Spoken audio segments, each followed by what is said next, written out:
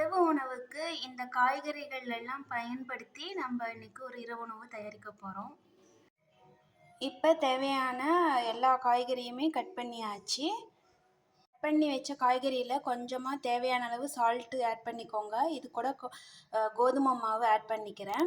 இது வடை பதத்துக்கு வரணும், அதனால் அதுக்கேற்ற மாதிரி நம்ம கோதுமை மாவு ஆட் பண்ணிக்கலாம். 4 டம்ளர் இல்லைன்னா 5 ஸ்பூன் கோதுமை மாவு ஆட் பண்ணியிருப்பேன். இப்போ இதை பிசைஞ்சிக்கலாம். எனக்கு மாவு கொஞ்சம் பத்தலை, இன்னும் ஒரு 3 ஸ்பூன் ஆட் பண்ணிக்கிறேன். தவா வச்சுருக்கேன், இதில் கொஞ்சமாக ஆயில் அப்ளை பண்ணிக்கோங்க. இப்போ இதில் வடை மாதிரி தட்டி வச்சுக்கலாம்.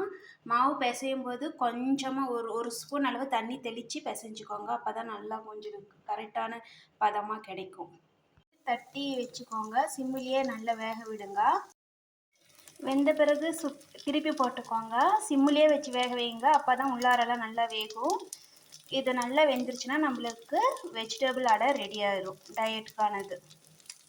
இப்போ என்னுடைய இரவு உணவு ரெடி ஆயிடுச்சு. இந்த மாதிரி நீங்களும் ஹெல்த்தியாக செஞ்சு சாப்பிடுங்க. தேங்க்யூ.